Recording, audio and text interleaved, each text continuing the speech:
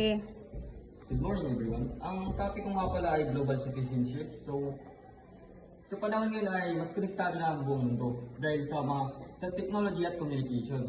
Or mas konektado sila dahil sa mga technology na kumakalat at umiiral at sa komunikasyon ng bawat bansa. So, mas maano na yung mga information ngayon. So, ano nga ba yung global citizenship? So, ang global citizenship ay parang hindi lang tayo bahagi ng ating isang bansa or ng ibang bansa or bahagi tayo ng buong mundo na parang hindi lang tayo sa ating bansa na nababagay parang bahagi. So, bahagi kasi tayo ng buong mundo. So, it's possible tayo na igalang ang mga kultura at malaman kung ano ba mga global issues ng buong mundo. So, may mga organization na katulad ng United Nations na tumutulong mapag-isa ang bawat bansa tuwing may kinakaharap nito na problema like klima at kahirapan. Kasi once na magka-problema ang ibang bansa ay tumutulong ang iba't ibang bansa upang masolusyonan ang mga problema na ito. So, ano nga ba ang mga layunin ng aming report? So, to understand the meaning of global citizenship. So, para maunawaan natin ano nga ba ang halaga ng global citizenship bilang tao. So, number 2 ay to explain the importance of being aware of global issue.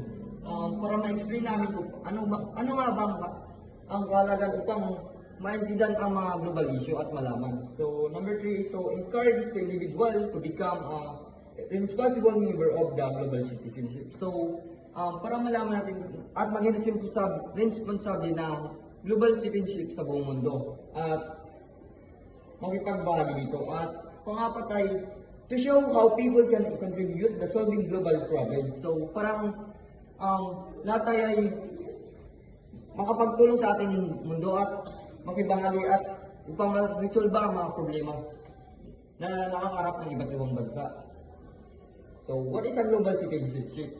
So, ang pagiging global citizenship ay tumutukoy na idea na tinitignan natin yung sarili natin na hindi lang bagay ng ating bansa, kundi ng buong mundo. So, ang malaking komunidad sa buong mundo ay pinapakita nito paano kayang magkaugnay-ugnay ang iba't ibang bansa. So, pamamagitan ng pinapakita nito na parang kapag sinabing isa kang mamamayan ng buong mundo ay parang nire-respeto mo yung mga kultura or mga pamumuhay ng ibang bansa. Katulad na lang sa India or kasi sa paraan nilang pagluluto, parang ginabash nila tuwing sabi na mikos-mikos.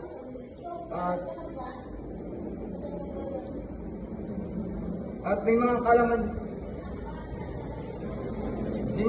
kasama panday din ang suliranin.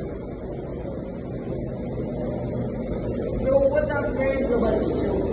Spread information and fake news on social media. So, ito yung mabilis pagkalat ng fake news sa social media at madaling makita ng mga tao at maniwala. So, isa sa issue ngayon ang pagkalat ng mga misinformation or fake news. Sa social media, dahil dito ay mahalaga na maging mapanuri tayo sa mga nakikita natin at information na nakakalat natin. So, isa pa dito yung climate change. Kasi sa buong mundo ay nakakaranas din ng mga iba't ibang climax. Kailangan nating pagtulong-tulungan na parang pag nasalantaan ng isang climate ay parang kailangan nating tulungan yung ibang bansa upang maka-recover sa mga natamo nito pinsala at maprotektahan ang environment. So, kasama rin dito ang human rights at global equality kung saan mahalaga ang paggalang sa karapatan ng pagkapantay ng mga tao. What is summary of global citizenship? So, ang global citizenship ay nagtuturo sa atin na mag-isip hindi lamang para sa sarili, kundi sa buong bansa or sa ating mundo. Sa pamamagitan ng pag-unawa sa global issue at makatulong tayo sa pagbuo ng maayos na lipunan. So,